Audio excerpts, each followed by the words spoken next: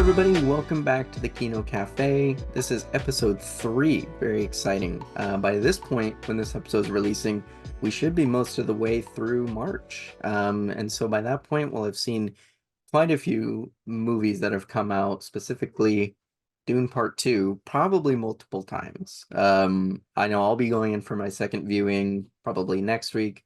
You've already seen it twice. Yeah, I'd love to see it a third time. We'll see. More than likely.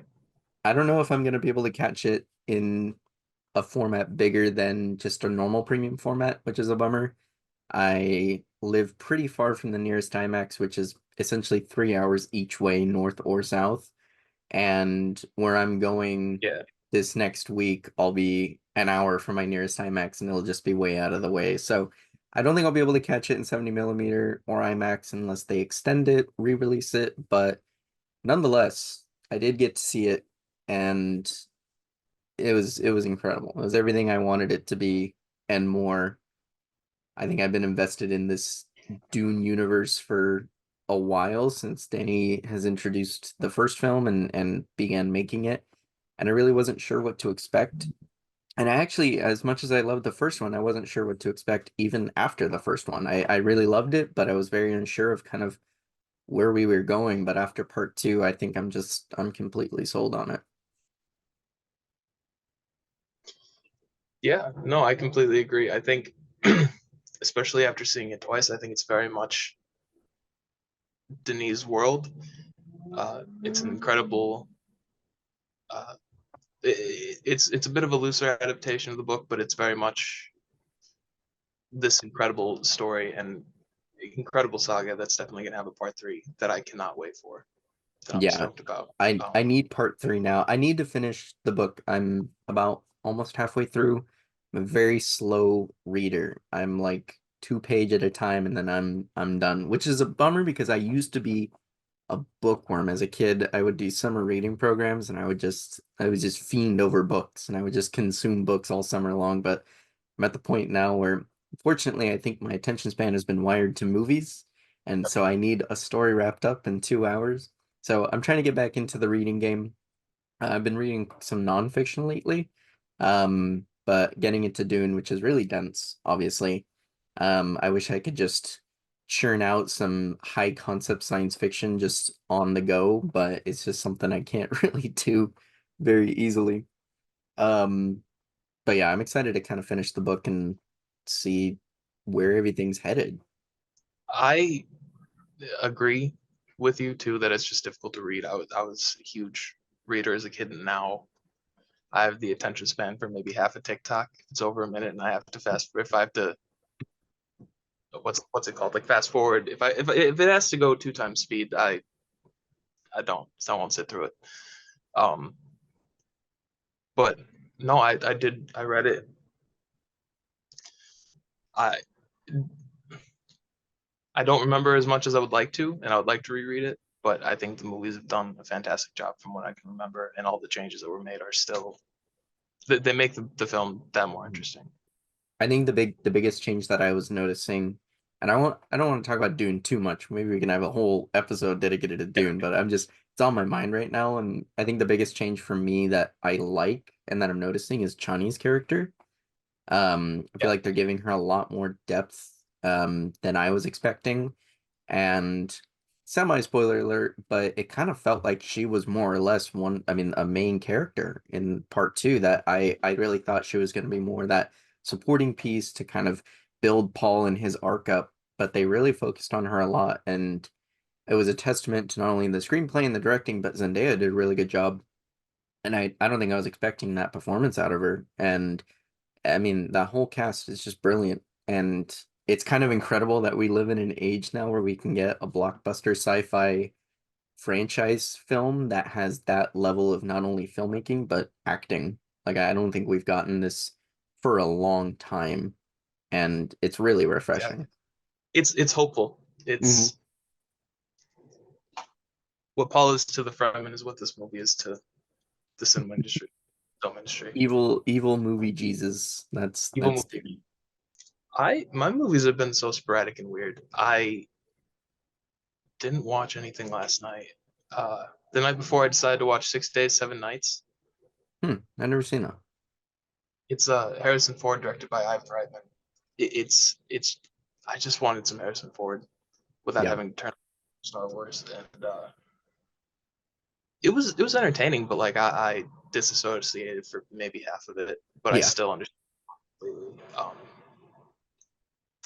It's got the other thing that was crazy. It has David Schwimmer in it, and that threw me off. Really? He's Ross from Friends to me. Yeah. No matter what role he takes on, I know that's very disrespectful to say about an actor, but he just it's so, especially the role he's playing. He's playing like jealous fiance kind of. So it's Hmm. right now I'm just thinking of Ross, and I mean, good on him for getting the bag, but also like I understand why, you know, he he did, I think, the giraffe in Madagascar, Melman, and then that Yes, he was did. it for a while. It's kind of like Ray Romano in The Irishman. It was Yeah, just like showing up and you're like, hmm. Or I think like and Sebastian Maniscalco was in that movie too. So it's just like yeah, these characters that are played by whether they're comedians or people who have played like iconic characters, and you're just like, that's interesting. Which I watched Brazil this morning actually. First time watch. I love Terry Gilliam. That was incredible, incredible film. But there's a Robert De Niro jump scare like halfway through the movie, and I did not I didn't read anything about the movie. I didn't look at the box. I just put the disc in and watched it, and I knew who the two leads were. And all of a sudden, Robert De Niro showed up, and I was freaking out. I was like, "Dude, Robert De Niro's in this movie. This is insane." And so kind of finished the movie. And it was one I haven't even posted my review or anything yet. It's another one I'm gonna have to sit with, not obviously for like a similar reason as the Zone of Interest, but more like it's just a lot to take in. That was a crazy ass movie. So much happened. I feel like that's every Terry Gilliam movie. Even 12 Sure. Monkeys, which is probably the most straightforward kind of Hmm. one, is like not difficult to digest, but just like a lot to take in one go. Very dense as far as, what your characters have to go through. Yeah. It's a massive journey from beginning to end. And it kind of it kind of like inspired me in a sense as far as like from a writing standpoint, as far as I mean, this character is put through so much, and this world is so unrealistic, but at the same time, you just believe everything. Yeah. Like things just happen. You're like, oh yeah, that's completely normal, and it's just really fun to watch. Like I really loved the world that they built, and it's pretty insane. And all I could think of though was the opening when it goes through the little station and the music is playing, and all I could think of was B movie because that music is the movie they used. I mean, the music they used in the B movie trailer, which I watched on repeat as a kid because it was on a, I think it was on a, I forget what DVD it was on, but it was a DreamWorks movie and there was a B movie trailer, and it would like the disc would stall and it would repeat the B movie trailer. What That's an amazing connection. Yeah, I don't think anybody else would be able to just immediately kind of connect Terry Gilliam's Brazil and Jerry Seinfeld's movie B movie, one go like that. which apparently Steven Spielberg gave him the blessing to do that film. That's the trailer, isn't it? Like the teaser or something is like Jerry The Seinfeld. teaser is him in the costume. He's like in a giant bumblebee costume, but I don't think Spielberg is in it. But he was at like a lunch with Spielberg, and he basically said, I want to make a bee movie, but about bees. And he laughed like it was a stupid joke. And then Spielberg said, no, that's actually a really good idea. You should do that. Because and that's why DreamWorks ended up doing it. I mean, you have Jerry Seinfeld and Steven Spielberg on your roster. That's all you need. That's brilliant. So speaking of B movies, that was kind of like an impromptu transition. I think that worked great. A wonderful segue. We brought up something on our last episode, which was going to be our topic on this episode. And we brought up that Craven the Hunter was on both of our least anticipated lists of 2024. And I'll be completely honest, this was a movie I forgot existed. This was a movie I forgot was being made. But it reminded me of a pretty large standing problem right now in our industry. And that is the Sony. Marvel Universe. No, the Sony Cinematic Universe. What is it called? Isn't Sony it? Motion Picture It's SPUM, so it's Sony Pictures Universe of of Marvel characters. Yeah, Spunk. Marvel Pictures. It's still it's It's a whatever terrible the name. acronym is, whatever the name is, it's not good. It's a terrible name, and it was created with the intention of coexisting with the MCU that Disney has brought to life and has now absorbed the X-Men because now the X-Men don't have their own cinematic universe. And so now Sony has been this outlier making movies that may or may not vaguely connect to the MCU at some point. We've had some And crossover. I not to shout over you, but Yes. like they don't even know if all their movies are connected. I'm just shit. I'm being a hater. Sorry. No, you're right though. Very Like impassioned about this topic. these shenanigans started in 2018 with Venom. And well, yeah. Yeah, because the it wasn't a merger, but they agreed to share the characters in 2017, 2016 with Civil War, Yeah. which was 2015 when they started promoting because their beloved Amazing Spider-Man franchise tanked. Which I have my own thoughts about Amazing Spider-Man movies. I grew up a little bit and I realized they were actually not that bad, but you can tell where the corporate agenda lies because you do have. I'm gonna wind the clock back a little bit to the early 2000s when superhero movies existed to be exactly what they were, just a movie about that character. And I mean, even back to 78 Superman, which I just revisited recently, and it was pretty magical because I was watching it and I realized they knew exactly what they wanted to do with this film. They wanted to make a Superman movie. There was no reason to try and, adapt a specific comic storyline.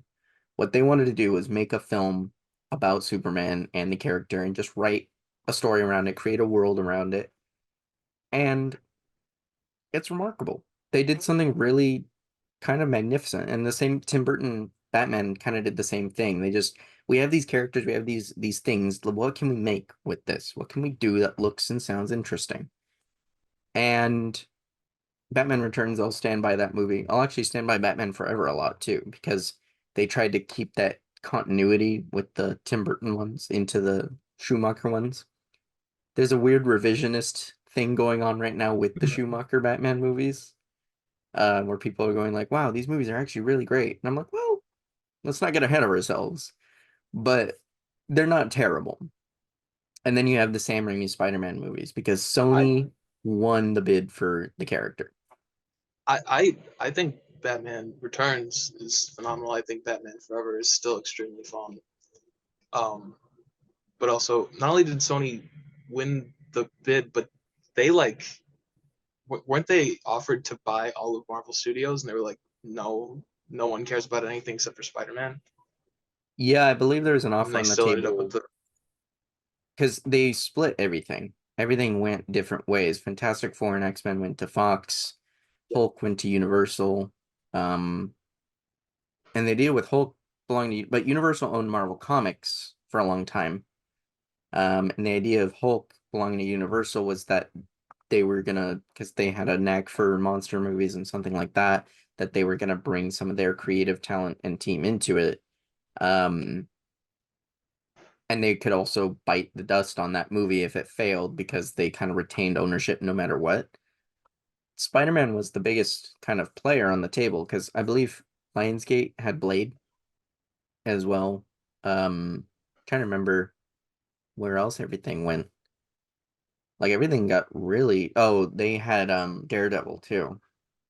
Um Daredevil and all those characters because it was essentially one character with the subsidiary like side characters and associations. And so Spider-Man going to Sony was a big deal because everyone knew that was going to be a major hit no matter what. So whoever Okay. had the rights to Spider-Man basically had the keys to the kingdom.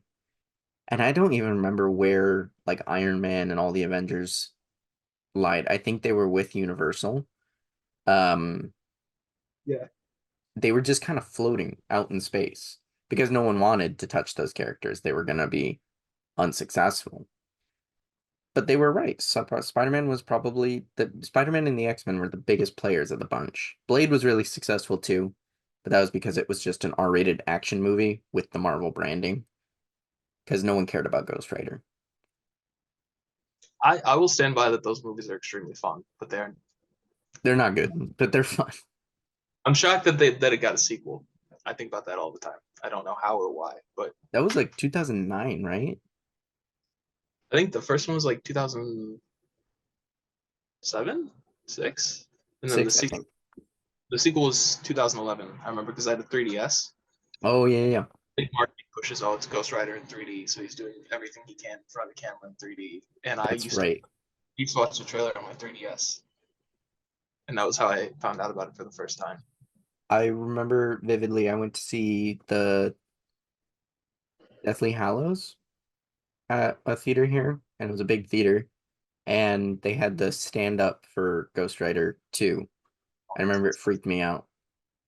I was It, still was 10 years old and it was dude with a flame skull. It was a pretty like badass poster too. But I think we had a trailer for it too, and I was like, I don't like that. That's weird. Because he looked fair like enough. different too, didn't he? He was like super, he was like black charred skull and everything. Yeah. They tried to make it more realistic, which made it scarier Yeah.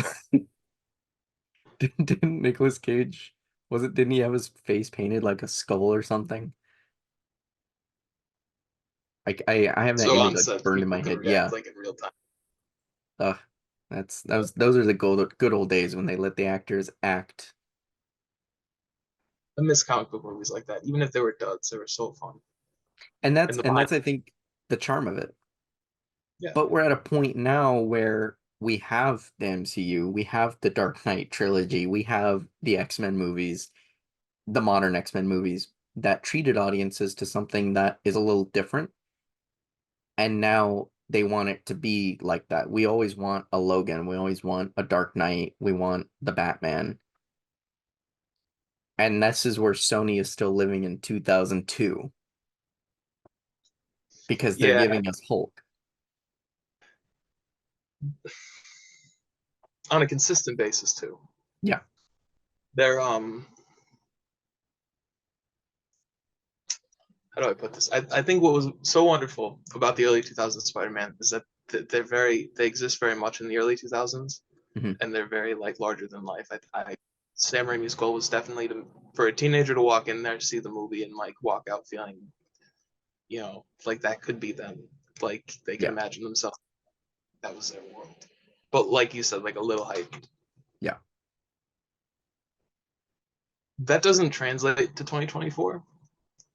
Um, and I think the other thing is that those movies are still good movies Mhm. today.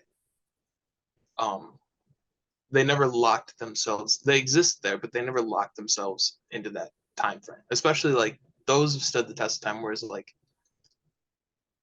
Daredevil has not exactly. It's very nostalgic. Same with the Fantastic Four and stuff like that. But they've not necessarily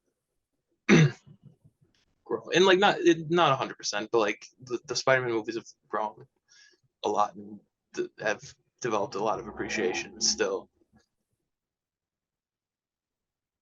Sony, I don't know what they're doing actually because I felt like I knew at a certain point, but I feel like I've lost any tracker idea because I can't even tell if they're using that as a blueprint or if they're just quite literally like, well, the dark and gritty didn't work, so let's make it goofy and like, but also like steal stuff from Marvel, so let's like Venom all CGI character because people seem to like that. Fighting another all CGI character that looks just like him and goofy on the nose jokes and product placement and Eminem, don't let's forget Eminem. oh, Everyone loves Eminem. Eminem. Oh god, and just make really random radical changes to get A-list stars in the film and Also, let's see if we could do it without Spider-Man because I'm not sure why, because I'm pretty sure they can use Spider-Man in those films. It's one of those things I think as a studio, and this is I call it the Avi Arad problem because Avi Arad was the reason that Spider-Man 3 failed. And I mean, financially it did not. Spider-Man 3 was for a long time the most successful summer blockbuster ever. And that's because everyone was, it's Spider-Man. It's going to make money no matter what. The promotion for that movie was insane. Yeah, Venom being teased was insane. Like people were so excited. But Avi Arad was definitely, a toxin to that movie. He was a poison to, he's intent on I want Venom in the movie because everyone wants Venom in the movie. And Sam Raimi literally says, I don't like Venom because there's no humanity to that character. I don't know what to do. I want Sandman. He wanted Vulture originally, but then they shelved it for four. So he said, I want to do Sandman. I think Sandman's a really good character, and we can do this whole thing where he killed his uncle. Beautiful storyline. I feel like the end of Spider-Man 3, when him and Flint Marko like kind of come to terms, that's one of the best scenes in the whole yeah, trilogy. I honestly think that scene it's alone wonderful. is honestly better than most of the scenes in Spider-Man 2 for different reasons. But the resolution there is incredible. And the way it comes together, the performance, the visual effects, the music, everything really adds in to a beautiful little scene, and then it leads to Harry's death, which is also great. All that stuff is amazing. That Yeah, movie really loses traction with Venom. yeah. And everyone knows this. This is not news. But Avi Arad is overseeing this whole spunk thing.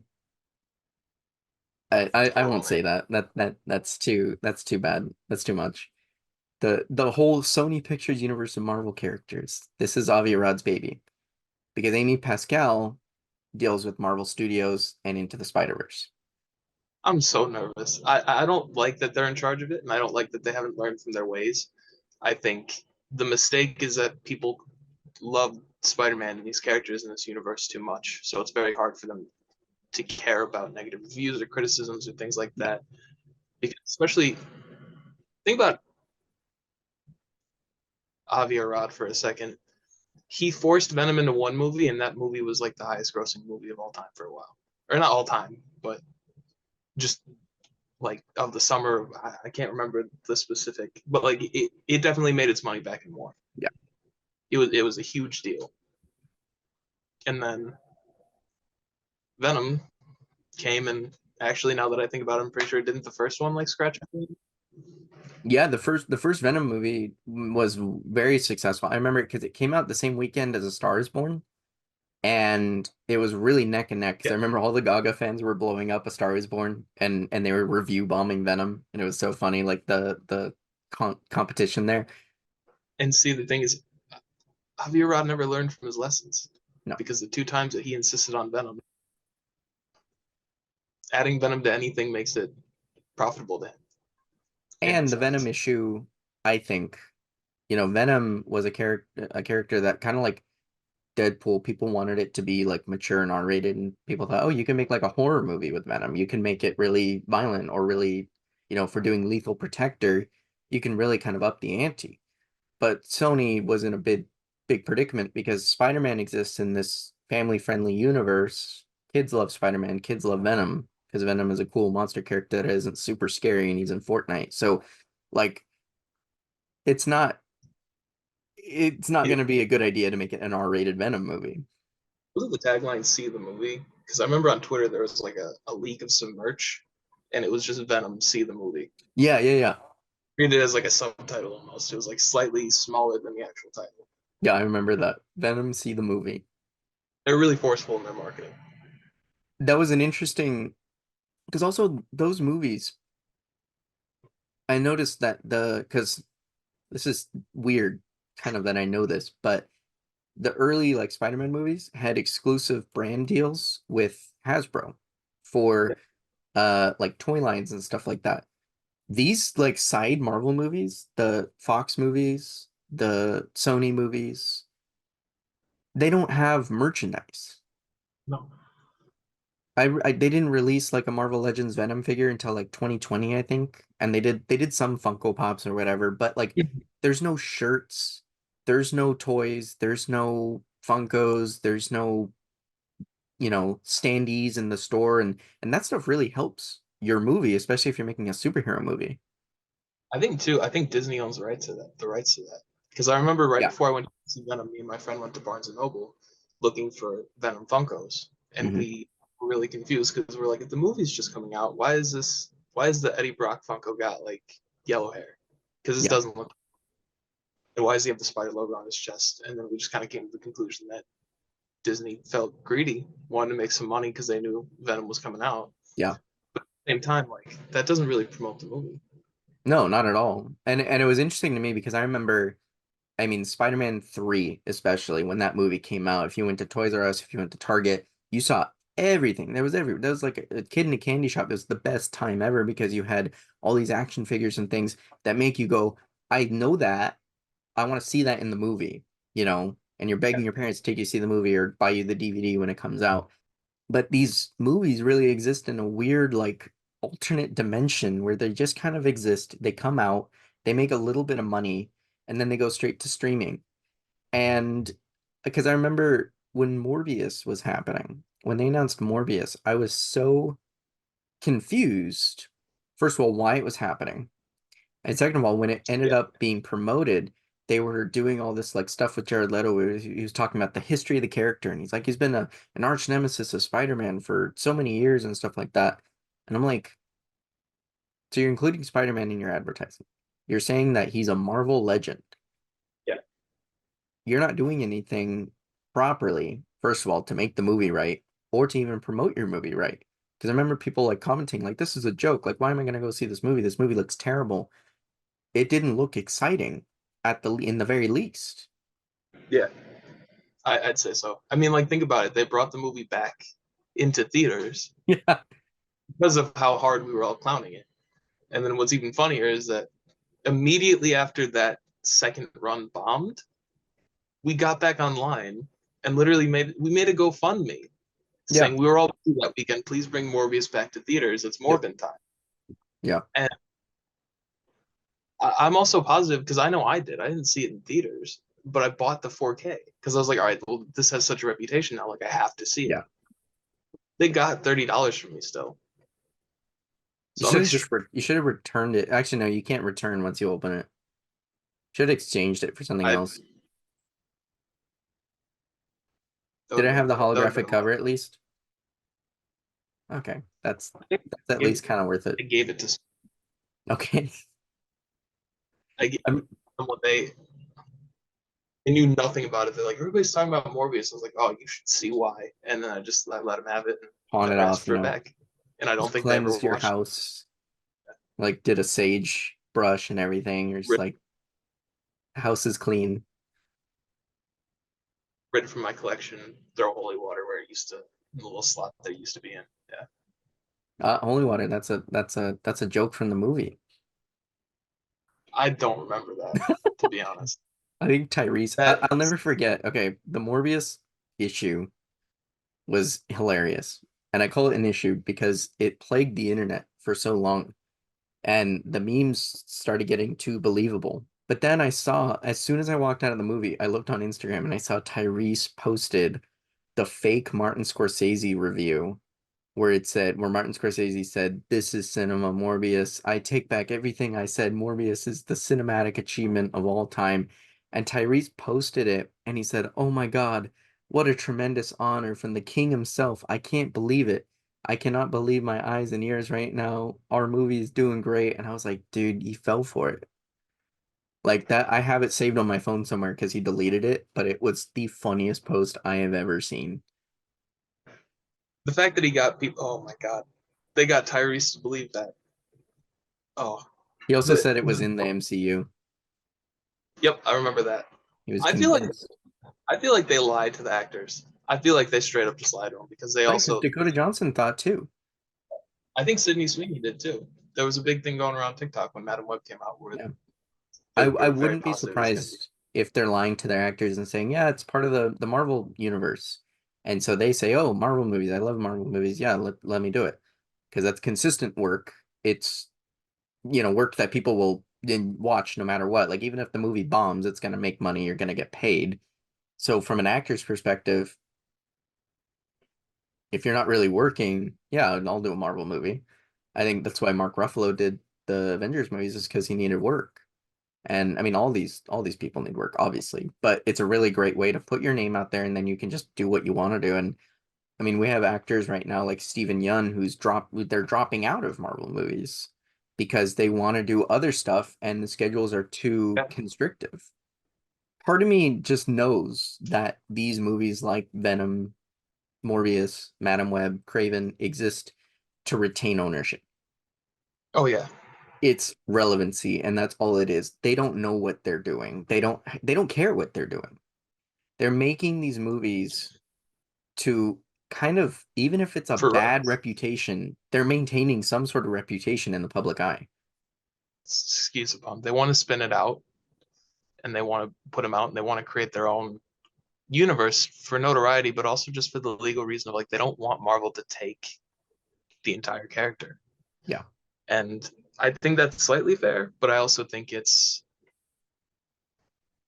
a little ridiculous because like they can put so much time and care into it and still retain the rights Yeah. and make something at least serviceable, but they're too focused on making it a successful hit so that they can justify making more Yeah. so that they can keep those rights. And I think they rest on the fact that the Spider-Verse movies exist and keep a great perception of the character in audience view. They rest on those laurels that they have an Academy Award winning animated film with everyone's favorite character, and they have a box office smash that's Academy Award nominated and critically renowned. I mean, the first two Spider-Verse movies have consistent over 4.0 ratings on Letterboxd, over 8.5 on IMDb. Incredible films. Yeah. And they rest on those laurels and say, well, we have those. They're making us enough money. Everyone loves Spider-Man. Let's just keep making these in the hopes that some people will latch on. Because everyone remembers, well, maybe not everyone, but I remember that El Muerto was supposed to happen this year with Bad Bunny. That was greenlit and was going to shoot and release on at the end of January. I I just remember thinking that that was ridiculous because that's not even like a character that's like worth retaining the rights to. No. I didn't even really know who that was at first. I remember them saying he was in one issue of one comic where he is the wrestler that Spider-Man fights like in Yeah. his. And I remember thinking like that's weird because I've never heard of this before in my life. And people were asking me like, "Oh, what is that? Like that sounds cool." I was like, "No, it doesn't. Yeah, it does not at all. No, it doesn't." And that was I think the first time where part of me was like, I don't know if we're ever gonna see anything get made for this movie. And if we do, I don't know if it's gonna do anything. I don't know if it's gonna make any money. I don't know if it's gonna be a joke. I think it might just actually be like disappointing. You're putting money into putting characters on the screen. If you're doing that, you have to make it your job to make people care about them. It's the only reason Guardians of the Galaxy made any money. Guardians of the Galaxy was a surprise hit. Marvel Disney shelved it to August because they said, well, Captain America is our big winner this year. If Guardians of the Galaxy fails, we'll be fine. Guardians drew everyone in with the trailers with the music.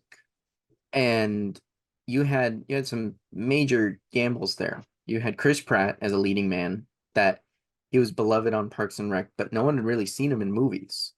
But he had just done the Lego movie that year, so people were already familiar with his game, and they really liked his voice. They liked Emmett, they liked the Lego movie.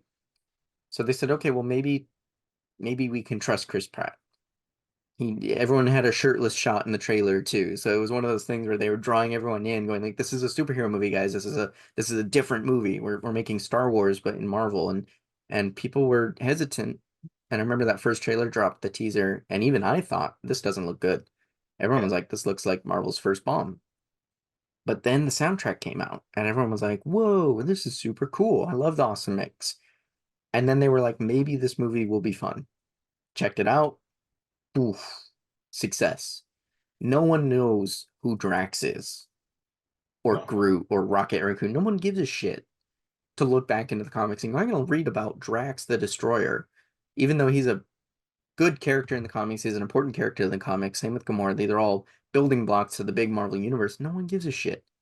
No. They Yeah. made them. James Gunn made people care about these characters that no one knows. And that's why it was successful because they had a good, unique angle. They had a way to draw people in, and they knew how to market that movie. And I think there could be a way. I think there could be a universe where they could make a movie about Morbius and make it interesting.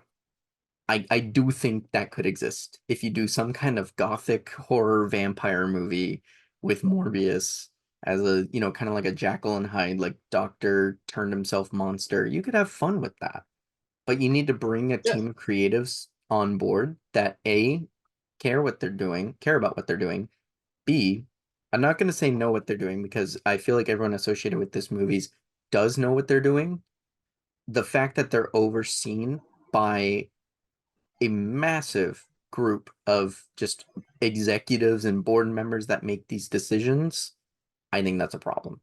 Chris Stuckman had a really good point about this, and he got flamed. Stuckman got flamed on Twitter for this and YouTube. Posted his oh my God, Madam Web review, which he essentially refused to review that movie.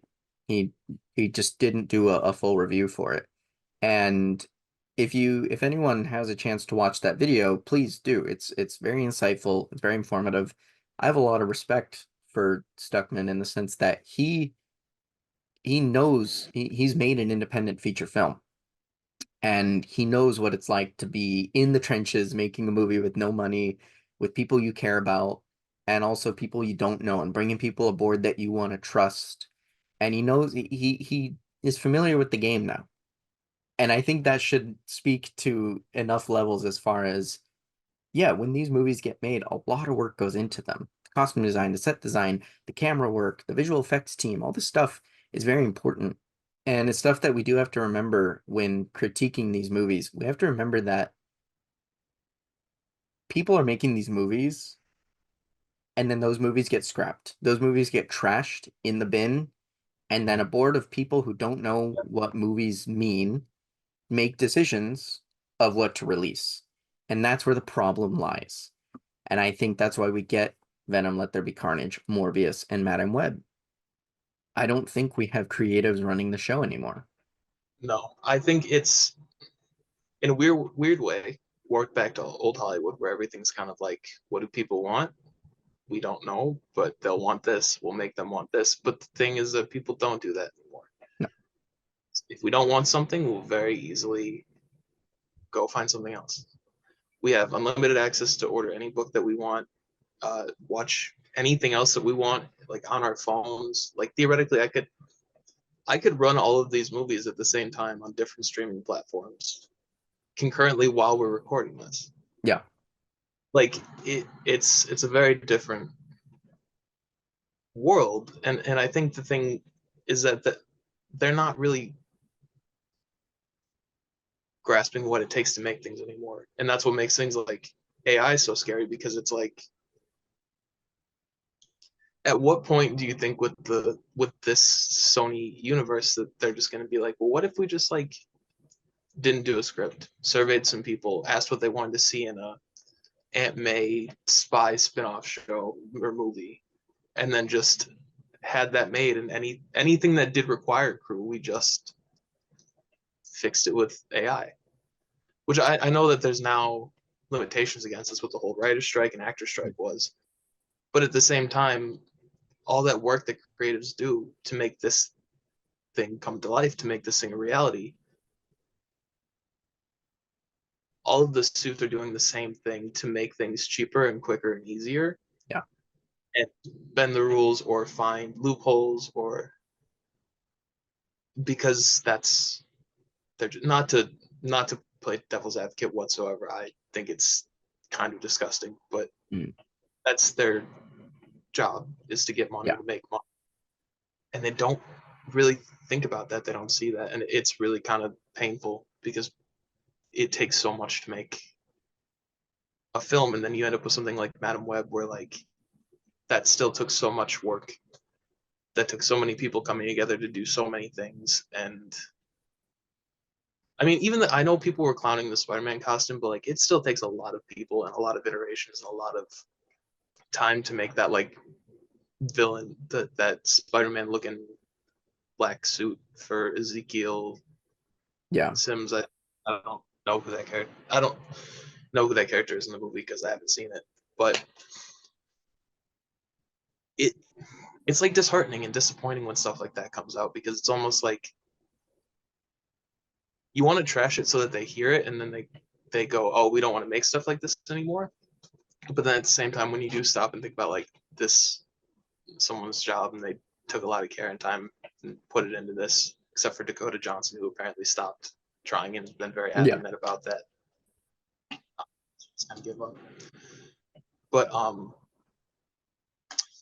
no, it really sucks and it's really hard to see. I think especially with characters that were created by comic book writers and artists in the first place that did it with so much love and care and were so excited to tell a story and introduce a new character and they wrote this thing and this is their baby and Yeah. that's a whole nother topic I'm not getting like paid enough for um enough recognition. But the amount of time and energy put into these things and then ultimately they cut it down to this very gross weird thing and you end up with the Amazing Spider-Man 2. Yeah. Which, from a screenwriting perspective, I think so. One of the writers on Amazing Spider-Man 2, and I saw some people saying, like, oh, like clowning on the writers for Madam Web, saying, like, look at their track record. They have Morbius and I forget what else, but a lot of pretty rough movies in that list. But one of the writers for Amazing Spider-Man 2 is Roberto Orci, who Roberto Orci wrote Star Trek Into Darkness, a lot of blockbusters, a lot of sequel blockbusters. I think he wrote the first Star Trek too. Um, a lot, and actually a lot of films that have got a lot of negative reception.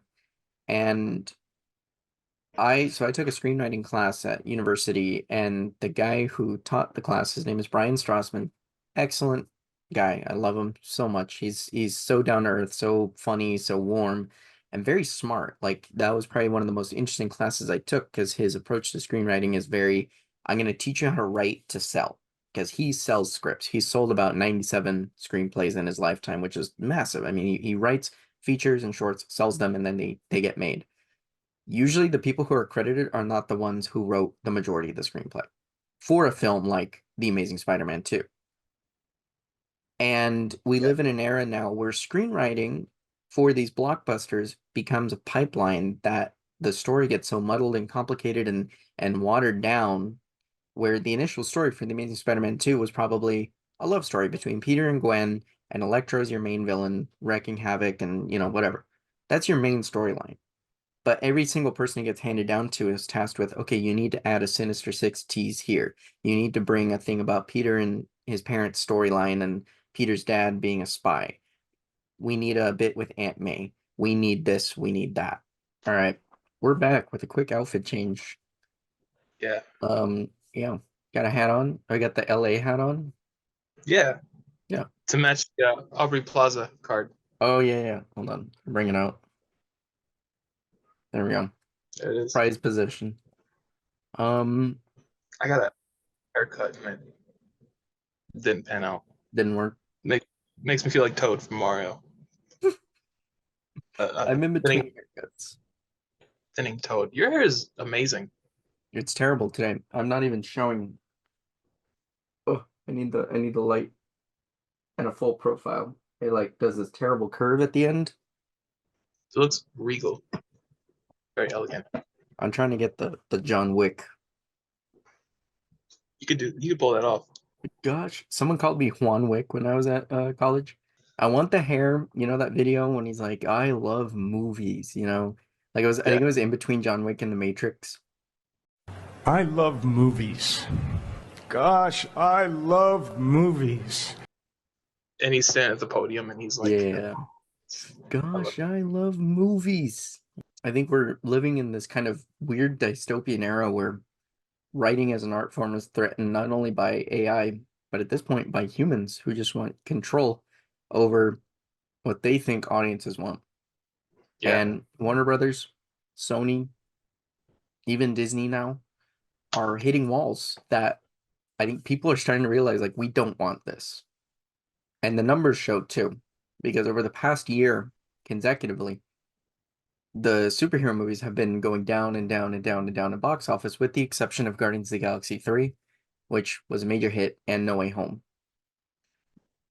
Since No Way Home, we haven't had a massive hit,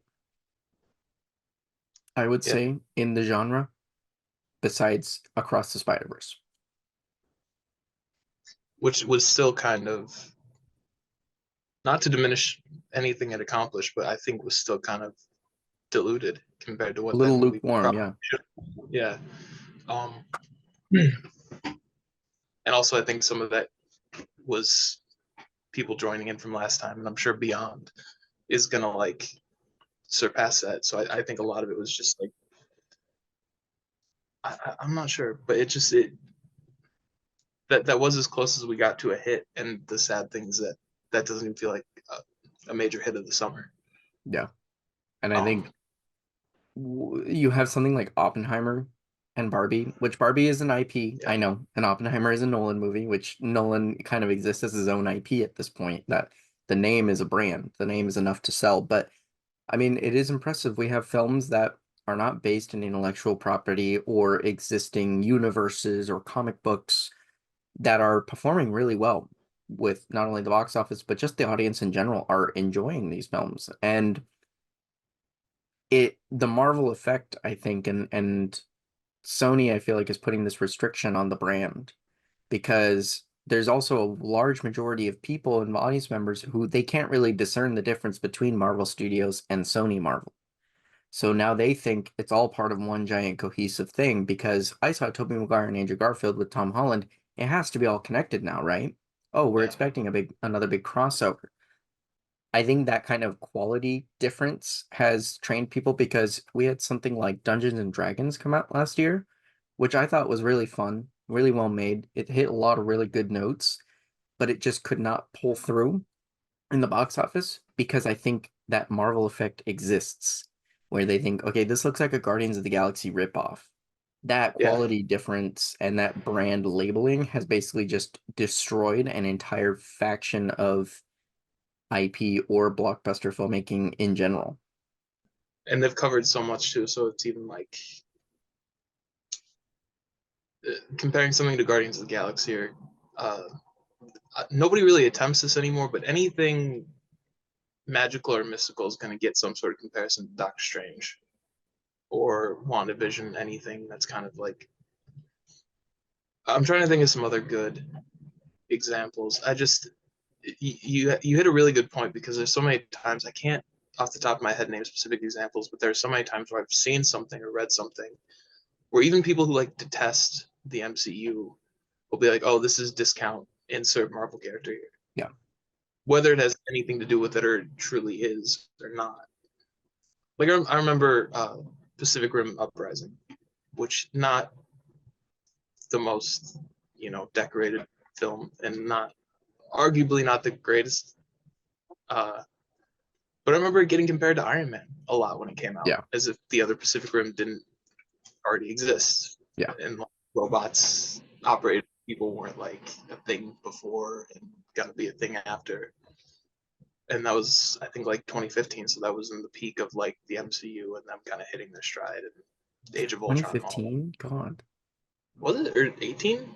I think it was 2018 because I was gonna say 2015 was a long time ago. I feel like that movie. Here's the thing: there's only one Pacific Rim movie. I don't know what movie you're talking about. I think you're talking about a made-up film right No, that was now. the hallucination I had after watching Pinocchio. I was Yeah, like, what if the second one was made without him? And it yeah. was horrible.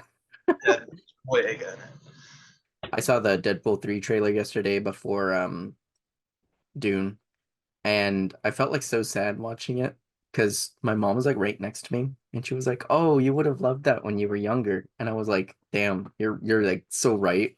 Like if I was 14, I would have been losing my shit. You know what's so funny is that walking into the IMAX for doing part two yesterday, I heard people actively talk about how tired they are of Deadpool. Yeah. The trailer was playing, it was about to end. I think it's the point where Wolverine stabs him and he's like telling him not. I don't remember Yeah. the trailer super well. But people were just like moaning and groaning a little bit. They were kind of like, okay. And I was so shocked because I was like, really? Like, I figured everybody would have been like cheering and going like, oh, like I can't wait for this. I remember when Deadpool 2 came out, 2018, which is like the height of everything, Infinity War. But when Deadpool 2 came out, everybody's like, I can't wait to see that. That's incredible. Even people that weren't movie people Yeah. was talking about it. Kind of a bummer because I would love to be excited for something like Deadpool. But I think this Marvel effect is really just branching out and hitting too many things in its path. And people genuinely are getting tired of it. And I think the audience trends can show, and people that I know and talk to that, I mean, grew up loving the Marvel movies. I mean, I had a big, we met because we were kind of a part of that online community of Marvel fans. And we shared the love for a lot of things. And at that time, it was Civil War. Civil War was the biggest deal on the planet because we had Black Panther and Spider-Man. And now that it feels like those big characters have kind of gone by the wayside, it kind of just feels like, okay, what's the point in me caring or being invested in this anymore? Yeah, And for me, the only thing that like I will genuinely always care about is Spider-Man. Like I feel like Spider-Man as a character, I'll always be there for. And it's not yeah, Marvel, but Batman's kind of the same thing. If Matt Reeves is doing more, if James Gunn does more, I'll be there. yeah, But we had the Avengers. We had that moment. There doesn't need to be another moment. Something else needs to happen, not in Marvel. We grew up. yeah. That something you brought up a really interesting point where it's like the major players are kind of gone. Like, make smaller stuff and like submit to where you're at right now, and then grow it again. Yeah. But like, there was something really disheartening about seeing them try to make Quantum Manium an Endgame level film, Yeah. and sitting there and going like, this has no charm, this has nothing, this is just them trying to make $1 billion again with big terrifying everything. And as much as I love Ant-Man, this is not what his movie should be, and it's not what I want his movies to be. Yeah. And it seems like everything has kind of had that similar style, where even like WandaVision was setting up Multiverse of Madness, which was about including the Illuminati and all those characters, and this big multiversal kind of fight between the two of them, and this big deal and this big issue. And I remember Scott Derrickson left like pretty early on because he's like, this is not at all what I thought Doctor Strange 2 was ever going to be. And I think it's, I think a lot of Disney's IPs in general have gotten to a point where, so like Star Wars, Marvel, even Disney films and Pixar films, it's oversaturated, especially with Disney Plus. Um,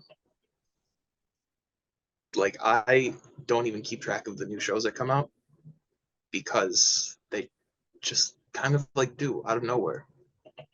Everybody talks about them like when they drop sometimes, and then they're gone again.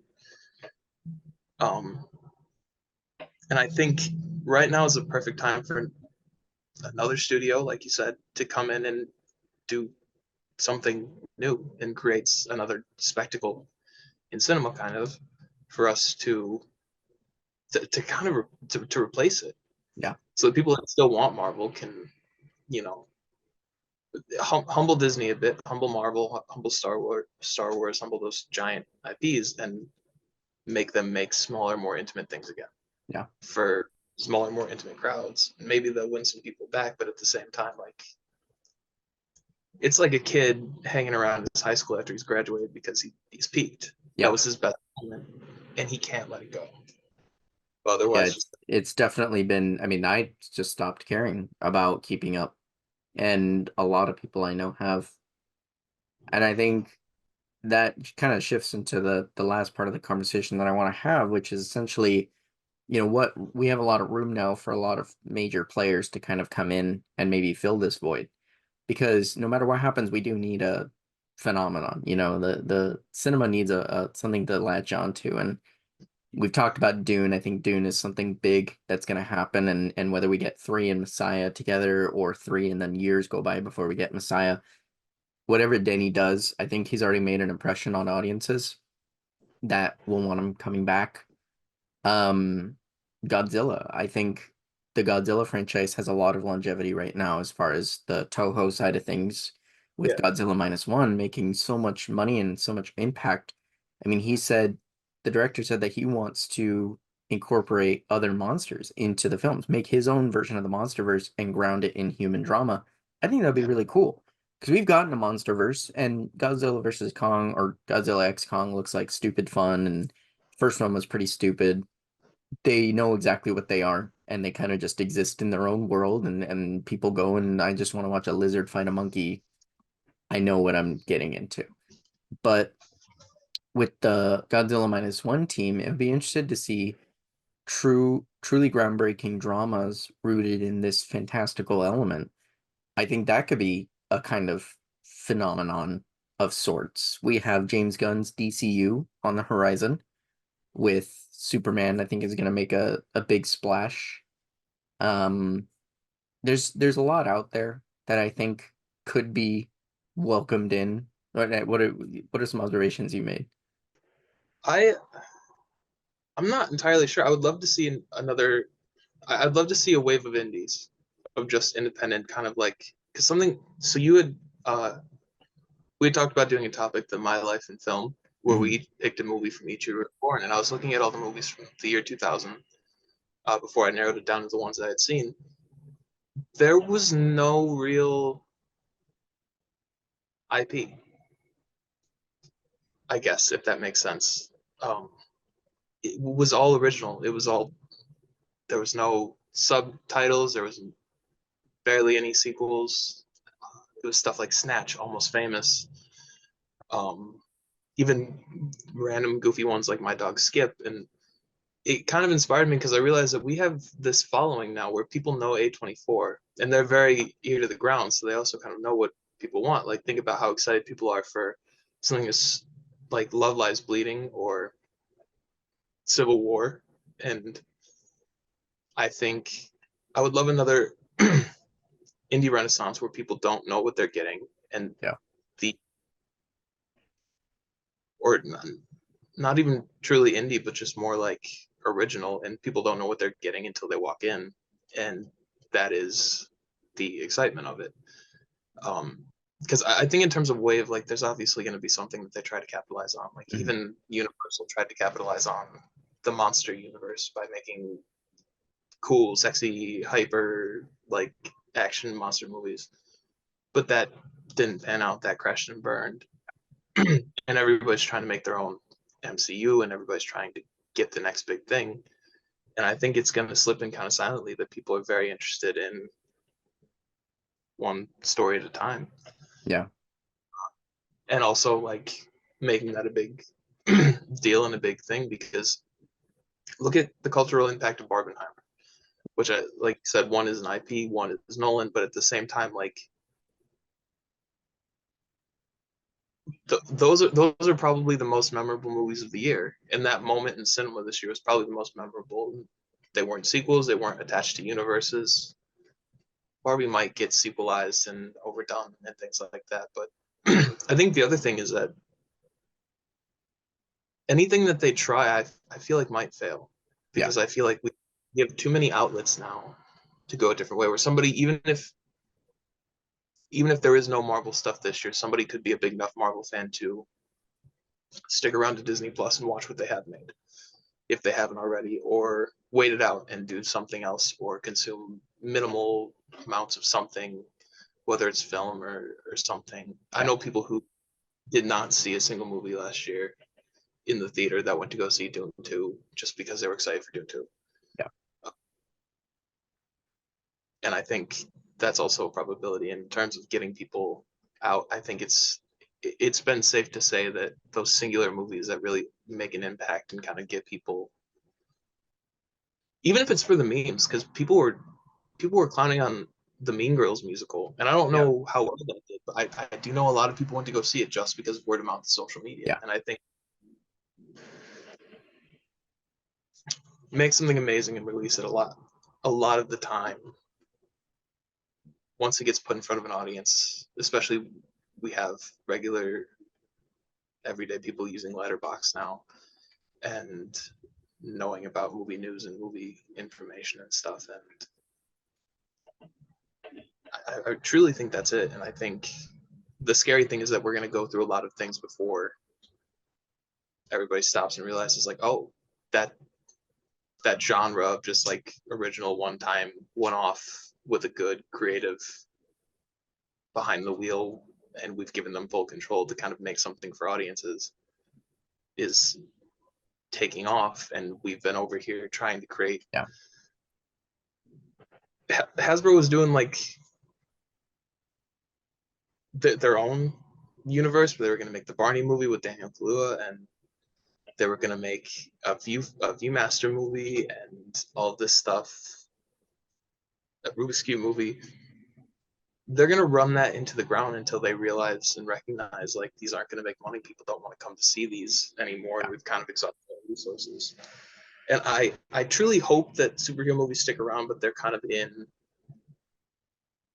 they don't have the industry in a chokehold. So like Superman Yeah. Legacy, just Superman now, I guess, is what is retitled. Um, I would love for that to do well, and I would love this. I can't wait to see it, and I'm stoked and excited, and I don't mind that will be the only DC thing that we get that year, Yeah. and that we don't have release dates for several more films after that.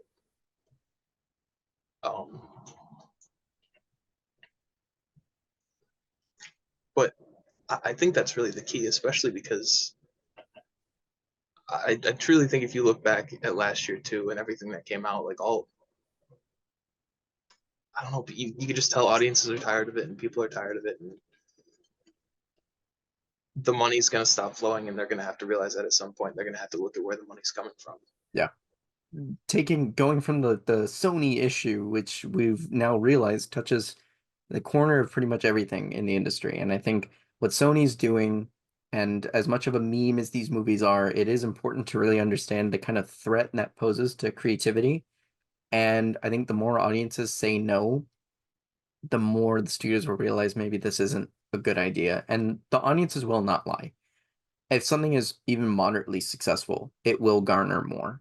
And that's why we have a Dune Part 2, is because enough people showed up during a pandemic to watch this movie and support it, watch it on HBO Max, and talk about it. Because that's the other thing, is engagement.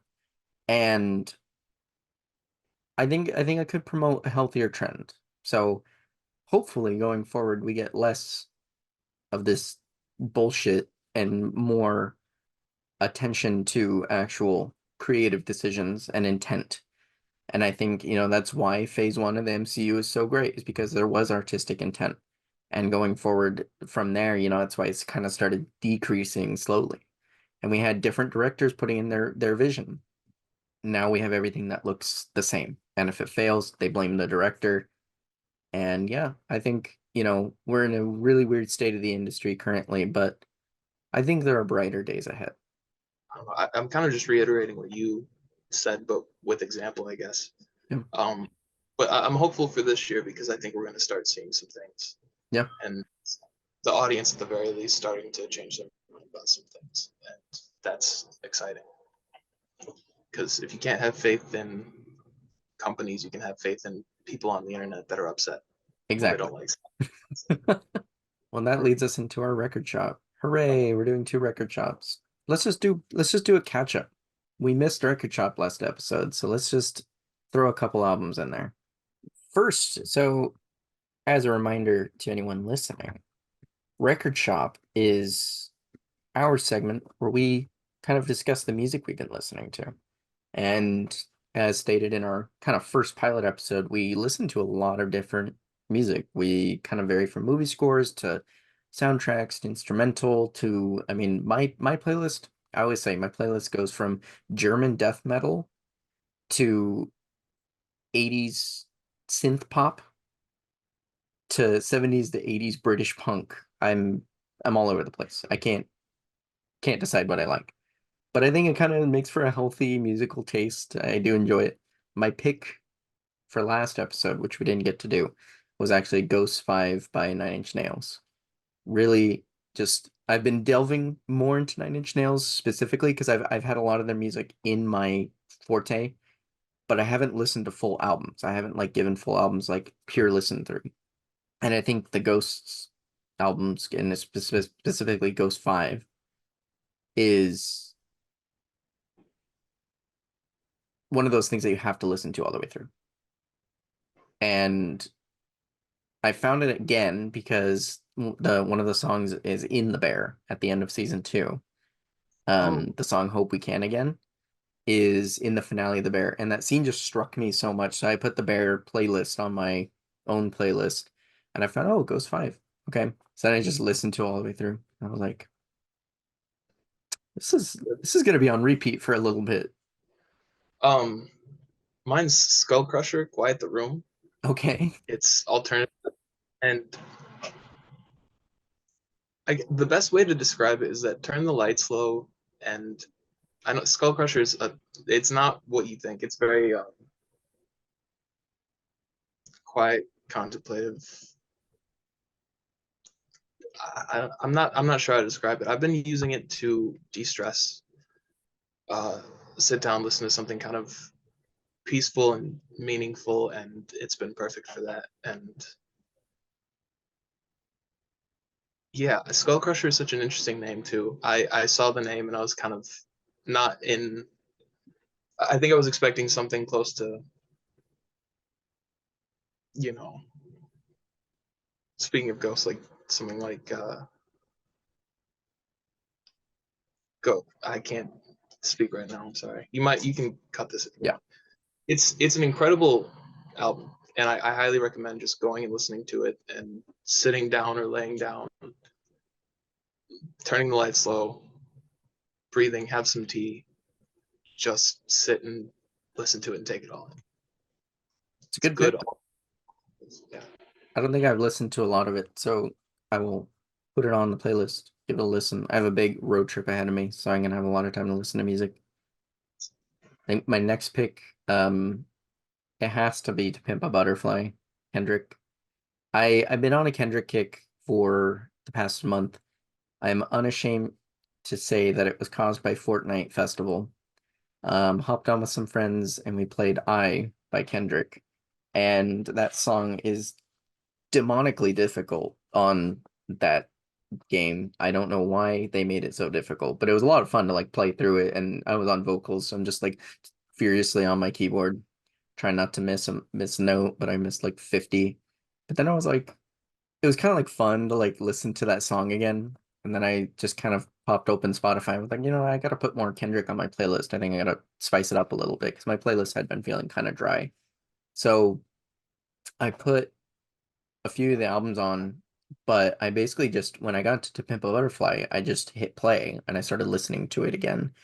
And the way that album just narratively flows is so, I mean, he has such a cinematic eye when it comes to his music that it really you can paint a picture in your head of what you're listening to, and it's really just gorgeous. And my brother has a vinyl of that album and he put it on like for his birthday. And thing is like when you put it on in the background, you can't really pay attention to it. But when you get to really sit and listen to it, man, a lot of that just hits really hard. So love Kendrick, love that album. I think it's probably gonna be one of my all-time favorites. I think it's gonna be one of I mean, the greatest of all time. Um, but it's just kind of forever in my memory bank. That's an amazing pick.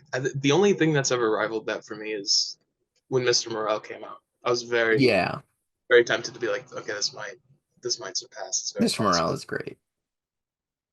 Um, my second pick, I think I had them written down last time actually, which is what's funny. I need to take. I have been kind of all over the place. So I have been listening to things, but I've been jumping a lot depending on my mood, whether I need to work on something.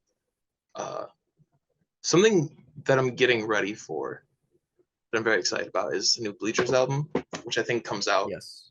March 8th. It should be out by the time that this is out. Um, and I was gonna go back and listen to all of them, but for some reason I got very stuck on their last one. I got stuck on the Sadness Out of Saturday Night. I don't know if that album was as appreciated as it should have been because it's a very much a more somber, down kind of album with. It's not positive Yeah. by any means. It's very. It's not their normal uplifting like I want to get better or love is great, love is difficult but amazing, and Yeah. it's very like terrifying. Like it can if you're in a weird spot in life, I think it can really hit and it can kind of draw some thoughts out from you. Like looking Hmm. back, it's very clear he was like looking back at his past and where he's been and like focusing on certain things because of where he is at in life, and then also just trying to make it work lyrically. And he did Yeah. slip a couple of pop songs in there, so like "How Dare You Want More" and uh, "Stop Making This Hurt," which are just like extremely fun Yeah. bops. They're just incredible. Like they're super fun to listen to. Yeah. But then there's stuff on there like "Don't Go Dark," which is a very terrifying song about a relationship ending. Hmm. From my interpretation of it, is a relationship ending and it becoming very like resent filled and almost like I know who you are and I know the negatives of you and they're starting to outweigh the positives, and it's not good, and it's very human but also like poetic, and I've been very stuck on that. I'm a big fan of that.